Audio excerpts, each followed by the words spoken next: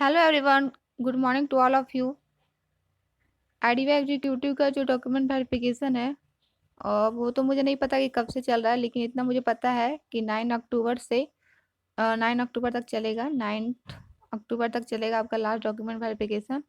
तो आप लोग कमेंट बॉक्स में बताइएगा कि आपका कब कहाँ पे है। आई मीन टू से कि आपका कब है। किन्हीं किन्हीं का 4 अक्टूबर को भी है। इट मीन्स आज है 5, 6, 7, 8, 9, मतलब वो 5-6 दिन चलने वाला है। तो जिनका भी हो जाएगा डॉक्यूमेंट वेरिफिकेशन वो अपना एक्सपीरियंस शेयर कीजिएगा। मैं आपको एक लिंक दे दूँगी उसी पे टेलीग्राम पे।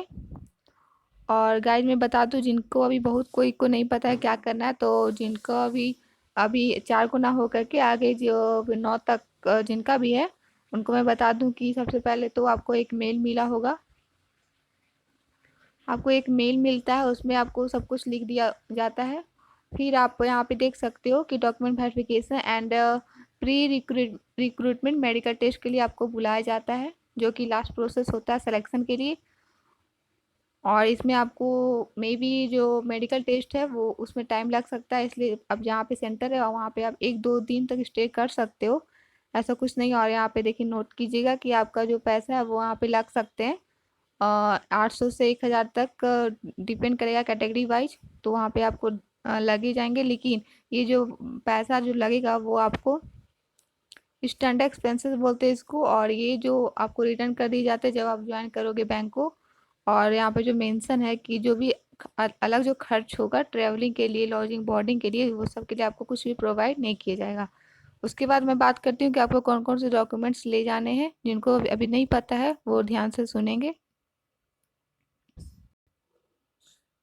यहाँ पे जो है सबसे पहले जो आपको ईमेल मिला होगा उसका प्रिंट आउट करवा के ले जाने हैं। उसके बाद देखिए जो ये जो इतना डॉक्यूमेंट्स का लिस्ट है उसको एक सेल्फ अटेस्टेड कॉपी, मतलब अपना वहाँ पे सेल्फ अटेस्टेड लिखिएगा और नीचे साइन कर दीजिएगा। ये घर से ना ले जाके वहाँ पे ही कीजिएगा, सब कोई जब करेंगे तो आप भी कर लीजिएगा एक दूसरे से पूछ के। और घर से ही ना ही लेके चले तो सही रहेगा। और फिर देखिए print out the online application form, जो आपने फॉर्म फिलअप किया था उसका प्रिंट आउट लेके जाना है, जो कि अवेलेबल रहेगा 9 अक्टूबर तक, क्योंकि ये 9 अक्टूबर तक डॉक्यूमेंट वेरिफिकेशन चलने वाला है। उसके बाद लेके जाना डेट ऑफ बर्थ का जो प्रमाण है, वो उसके लिए आपको 10th स्टैंडर्ड का पासिंग सर्टिफिकेट चाहिए, या फिर स्कूल लिविंग सर्टिफिकेट भी चलेगा। इन दोनों में जो भी है आपके पास वो लेकर जाइए। हाई स्कूल मतलब क्लास 10 का मार्कशीट भी चाहिए और पासिंग सर्टिफिकेट भी चाहिए। और 12th का भी उसी तरीके से आपको मार्कशीट चाहिए और पासिंग सर्टिफिकेट चाहिए। यहाँ पे सब कुछ मेंशन है। आई होप आप लोग सब कुछ आपके पास होगा ही, ठीक है। ग्रेजुएशन लेवल का जो एग्ज़ाम है ये था, तो आपको इतना तो आपके पास होना ही चाहिए, सब कुछ आप कॉलेज से लेकर आ गए होगे। उसके बाद बात करते हैं यहाँ पे मार्कशीट और seats of all years of graduation, post graduation अगर आप पीजी भी किए हो तो उसका भी मार्कशीट लेके जाना है। आप पे डिपेंड करेगा कि आपका सेमेस्टर वाइज था या फिर ओवरऑल था, वो आप पे डिपेंड करेगा कि जो भी अगर सेमेस्टर वाइज है तो आपको हर जो भी जैसे होता है 6-6 महीना पे, तो वो आपको लेके जाने हैं। फिर बात करते हैं यहाँ पे कास्ट सर्टिफिकेट, अगर आप कोई भी कैटेगरी से बिलोंग करते हो तो ईडब्ल्यूएस सर्टिफिकेट, कास्ट सर्टिफिकेट चाहिए, ओबीसी चाहिए, एससी ओबीसी पीडब्ल्यूडी कैंडिडेट्स जिनका भी जो सर्टिफिकेट लगता है वो आपको लेके जाने होंगे। और देखिए मैं आपको पहले भी वीडियो बना दी थी कि बहुत पहले ही मैंने बता दिया था कि जब आपका रिजल्ट आ जाएगा तो उसके बाद आपको बहुत कम टाइम दिए जाएंगे ये सब डॉक्यूमेंट अरेंज करने के लिए, इसलिए आप पहले से ही, आई होप आप लोग सबको रेडी होंगे। और आपको जो ये सब सर्टिफिकेट है वो लेटेस्ट चाहिए, अप्रैल 2021 का बाद का अगर आपका बना है तो बिल्कुल सही है, और अगर नहीं भी बना तो आप कुछ कर नहीं सकते, ठीक है। तो आपके पास जो है वो लेके जाना है, क्योंकि मे भी वहाँ पे आपको टाइम दिया जा सकता है, ठीक है। ऐसा तो मुझे कोई एक्सपीरियंस नहीं है तो मैं ये नहीं बोल सकती हूँ, लेकिन ऐसा हो भी सकता है, क्योंकि अगर मैं एसएससी की बात करूँ तो उसमें कुछ टाइम दिए जाते हैं 1-2 दिन के लिए, कि आपको 1-2 दिन का टाइम दिया जाता है, आप अवेलेबल करा के ले आओ। और जो भी आपका सर्टिफिकेट है अगर ओबीसी से बिलोंग करते हैं तो आपका नॉन क्रीमी लेयर वहाँ पे क्लियर मेंशन होना चाहिए कि आप नॉन क्रीमी लेयर में हो, आप क्रीमी लेयर में बिल्कुल नहीं हो, ऐसा मेंशन होना चाहिए, ठीक है। उसके बाद बात करूँ कि एक्सपीरियंस सर्टिफिकेट अगर आपके पास है तो आपको वो भी लेके जाने हैं। अगर आप कोई भी कहीं जॉब कर रहे हैं तो आपको वहाँ पे नो ऑब्जेक्शन सर्टिफिकेट एक होता है, वो भी आपको बना के ले जाने हैं। अगर आप लोग ये सब अभी नहीं करके रखे हो तो बहुत भारी पड़ने वाला आप लोग पे, आप लोग जितना जल्दी हो सके ये सब कीजिए, क्योंकि ये सब का जो तैयारी है वो पहले ही हो जाना चाहिए, रिजल्ट के पहले ही, क्योंकि आपको पता होना चाहिए कि आपका रिजल्ट होगा या नहीं होगा, ठीक है। आपको नहीं भी पता होगा तो अभी आपको ये सब तैयारी करके रख लेने चाहिए। एक्स सर्विस मैन है तो आपको डिस्चार्ज सर्टिफिकेट चाहिए होगा, वो आपको लेके जाने हैं।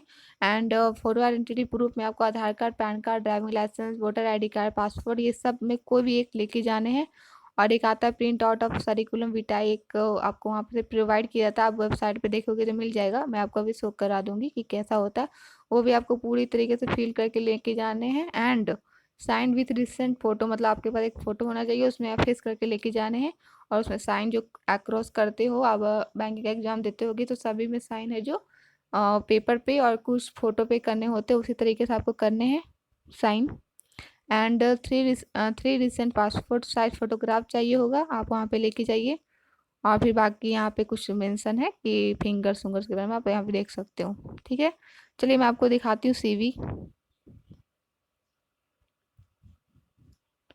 तो गाइस देख सकते हैं ये आपको भर के लेके जाना है, ये निकाल लीजिएगा एक इसका एक हार्ड कॉपी, ये आपको लेके जाने हैं। सरिकुलम विटाए बोलते हैं इसको। इसमें आप फिल करके ले जाइएगा name, permanent address, correspondence address मतलब टेम्पररी एड्रेस जहाँ पे अभी रहते हो, ईमेल, मोबाइल, लैंडलाइन नंबर हो तो। एंड पर्सनल प्रोफाइल में आप अपने डेट ऑफ बर्थ लिखिए, जेंडर लिखिए, कैटेगरी लिखिए, नेशनैलिटी लिखिए, फादर्स नेम लिखिए, एकेडमिक क्वालिफिकेशन, ये बिल्कुल उसी तरीके से जिस तरीके से आप लोगों ने फॉर्म फिलअप किया होगा, आपको सब वहाँ पे मिल जाएंगे, उसी से डायरेक्ट कॉपी कर दीजिएगा। 10th का जो आपको परसेंटेज मिले 2 डेसिमल प्लेस लिखना है। अगर आपका 62.742 है तो 62.74 ही लिखने हैं। इंस्टीट्यूट लिखना है, किस यूनिवर्सिटी से आप पास हुए हो 10th, और आपका जो ईयर से कौन से साल में पास हुई हो ये आप मेंशन करना है। उसी तरीके से 12th का कीजिएगा, ग्रेजुएशन का कीजिएगा, पीजी की हो तो उसका कीजिएगा, और अदर आपके पास जो भी क्वालिफिकेशन है उसको भी यहाँ पे मेंशन कर दीजिएगा।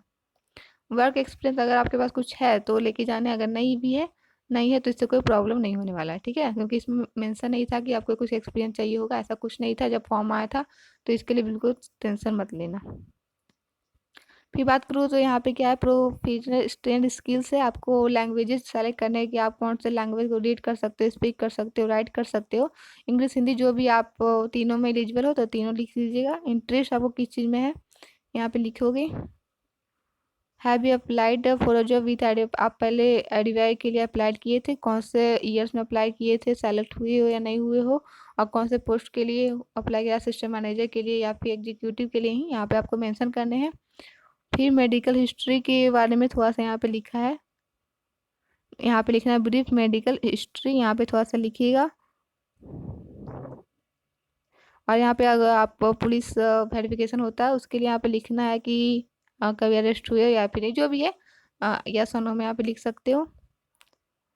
और यहाँ पे प्लेस लिखिएगा, सिग्नेचर कीजिएगा और अपना नाम नीचे लिखिएगा और डेट लिख दीजिएगा जिस दिन आपका डॉक्यूमेंट वेरिफिकेशन है।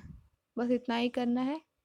उसके बाद आपको इतना 3 डॉक्यूमेंट्स लेके जाने हैं। ओके गाइज, आई होप ये वीडियो आपको यूजफुल रहा होगा। कमेंट बॉक्स में जो बताइएगा, और आपको इसके रिगार्डिंग कोई भी अलग सा क्वेरी होगा तो आप इसको भी कमेंट बॉक्स में बताइएगा। तो मिलते हैं नेक्स्ट वीडियो में, तब तक के लिए बाय बाय।